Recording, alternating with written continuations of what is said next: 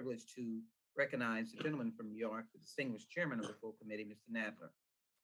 Well, thank you, Madam Chair. Dr. Venters, you bring deep experience in evaluating not just individual provisions of medical care in correctional facilities, but also in managing and evaluating systemic issues from your role at Rikers Island.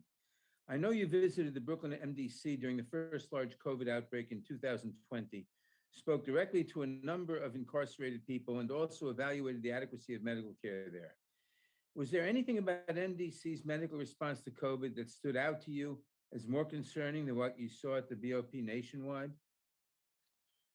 I think the two of the things I was especially concerned about were the approach of just letting the virus run rampant, locking people in small spaces and letting the virus run through housing areas with little or even no care.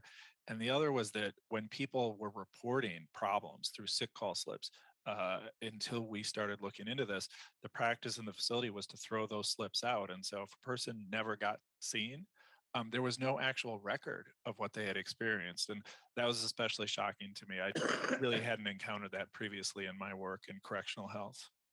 I gather this is totally contrary to BOP policy. Yes, I certainly have looked at how sick call is approached during the COVID pandemics, because there's only a few ways people can get care when they get sick with COVID. And so it's a special area of scrutiny for me everywhere I go. Do you have a sense of how MDC Brooklyn is dealing with medical care today, as it faces among the highest positivity rates for COVID-19 among detainees of any BOP facility in the country? And did they seem to learn anything from the initial outbreak? Well, I haven't been back in the facility, I should say. I think my concern now is that, like a lot of facilities, there's a huge number of cases happening very quickly, but that there is still not a system to find and keep special eye on high-risk people with special risk factors, because while we all think of Omicron as being potentially less deadly overall, we know who are the people that are most likely to die. And so it's really important, as staff get sick themselves and there's less work that can be done, to keep a special eye on high-risk people, both to check on them every day for symptoms, but also to aggressively push for potential release, when they meet the public safety criteria. Thank you. Professor Guernsey, can you explain the discrepancy between your reported number of deaths and BOP's reported number of deaths? I'll attempt to do so with the information that's publicly available, but it's really quite difficult.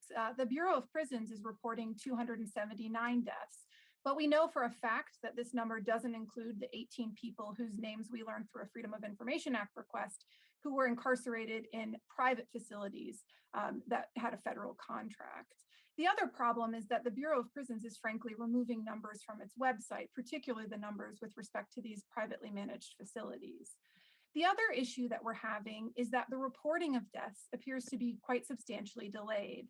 Of the people who I can track, which is very few, it's only 276 out of the potential 297.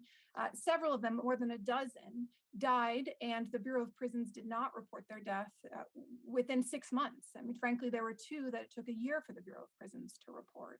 And the other issue is that the Bureau of Prisons and, frankly, federal courts are granting compassionate release when people are on their deathbeds. And so they will literally be released so that they don't die in chains. And those numbers are never attributed to the total death count at the Bureau of Prisons. So BOP's policy seems to be downright dishonest, is what you're really saying.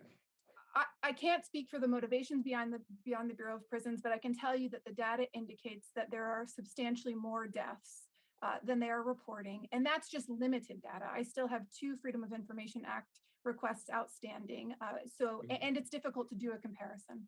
Thank you. My last question is, how has BOP reported information to family members of individuals who died in custody differed from the information you received from BOP through Freedom of Information Act requests? And do you believe the BOP is withholding information from families of individuals who die in custody? So I've attempted to reach out to a lot of family members, and I've been quite surprised at how many say, I had no idea that my family member, in fact, died from COVID. I can think of 2 families off the top of my head that were given information that their loved one died from a pre-existing condition, when in fact, the FOIA that I received indicated the death was the result of COVID-19. Thank you. I yield back.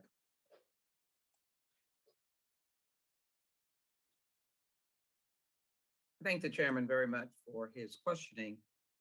Now I'd like to recognize, please to recognize the gentlelady from California.